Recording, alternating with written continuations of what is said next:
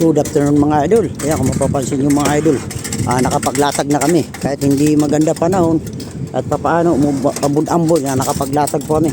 Ito mga idol, tinapos na ni Boss John Mac ang siruho ng yero ng 0.5 mga idol. Ayan. Mga idol, oh. Shout out sa mga idol, mga follower at sa lahat ng mga construction worker. Good afternoon po sa inyo. Ayan. Happy Monday. Ayan. Kung mapapansin yung mga idol, yun ang siruho 0.5 to mga idol. Parehas ang kunin mo yung metro, ano? Kunin mo yung metro. Parehas ang ano nito mga idol, siruho. Parehas ang layo. Kaya ang ganda ng layout ng building. Shout out kay Engineer Obnyal at saka kay Foreman Jun, yung nag-layout ng bahay na to. Ay mga idol, oh.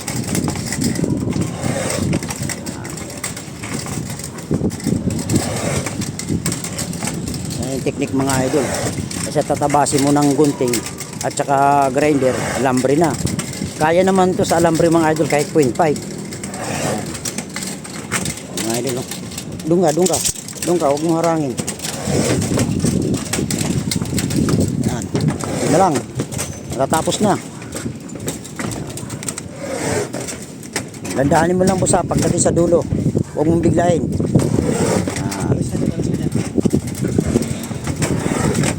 Si Boss John Mac ang gumawa.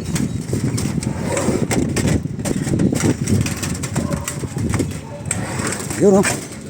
Ayaw ko mapapansin yung mga idol, oh. Balian nyo. Balian. Ayaw ko mapapansin yung mga idol, oh.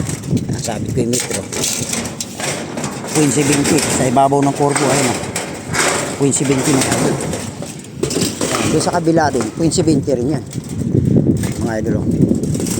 Kaya maganda ang layout ni Foreman Jun at saka si Sir Obnyal. Ayun mga idol, sabit ko. Ayan, 0.70. Ayun mga idol, oh. Ayan. Ito. Ayan mga idol, ayan, oh. Sabit ko rito. Ayan na, 0.70. Ayan mga idol, oh. Ayan, 0.70 yan. Ayan. Kabila. Kaya maganda ang layout. Ayan. Ayan si Sir. Ayan. Ayan na. Ayan mga idol, oh. 0.70. Ayan na. Ayan, oh. Tulong sa inyo mga idol. Sir! Shout out! Ayan na. Ayan si Sir Obnyal at saka si Jun. Foreman. Yan pre, kailangan malagyan na kagad na stiffener to. Kasi ang lakas ng hangin dito. Para may pultiks na natin muna to bago tayo mag-uwian. Kasi grabe yung lakas ng hangin dito. Kanina naglipad-lipad ang insulation namin mga idol. Kasi siyempre walang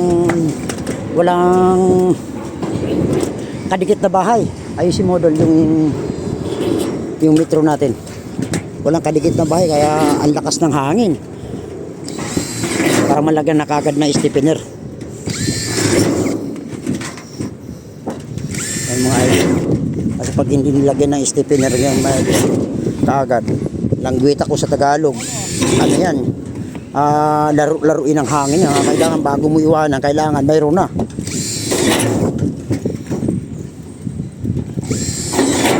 Sakto yan boss, yan. Yan.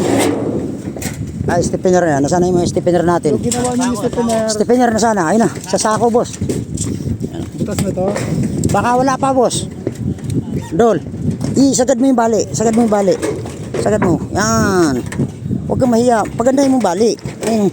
Hindi kasi nadala natin yung ano natin. Ayun, pagandahin mo yung bali. Para yung tubig hindi tatalon yan. Kaya teknik yan. Itayo mo yung pagkabali. Wala problema yan. Basta sumunod lang sa turo natin. Matutunan mo yan. Yan. Basta balian mo na ng todo.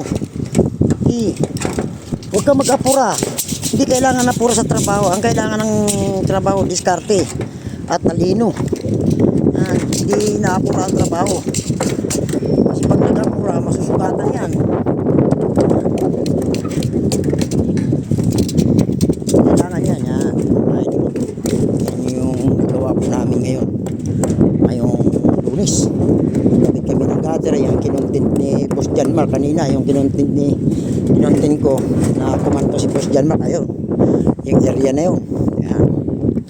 Ayan na, nakapag-gutter, nakapaglatag with insulation. Ayan mga idol. Double-sided ang insulation ito mga idol. Ayan. Double-sided. 10 mm. Ayan. Ayos na. Para paglatag natin yan, maitik screw, voltex na tayo muna bago tayo umuwi dahil delikado sa hangin to. Napakalakas ng hangin dito. Ayun, wala pang bagyo, parating pa yung bagyo pero tagal nakakatakot na. Ayun mga idol, good afternoon sa inyo. Shout out kay Engineer Obnial at saka si June, yung foreman dito. Tsaka shout out kay Ma'am Drilon, yung kumari kong si Ma'am Drilon at saka si Sir Drilon. Shout out sir, ma'am, maraming salamat sa suporta niyo sa akin. Mula noon hanggang ngayon, maraming salamat. At saka si paring Jerimar at saka si Edwin Pasyon. Yan, shout out sa inyo. At saka si Perez Cruz Roofing Enterprises at saka si Romel, at saka si Ate Marisa, si Ma'am Marisa at saka si Ruisa. Cruz Manalo, shout out sa inyo. Maraming salamat sa mga suporta nyo sa akin. At saka God bless you to all mga follower, mga idol at mga follower ko. At sa lahat ng mga construction worker, maraming salamat sa mga suporta nyo sa akin. God bless you to all.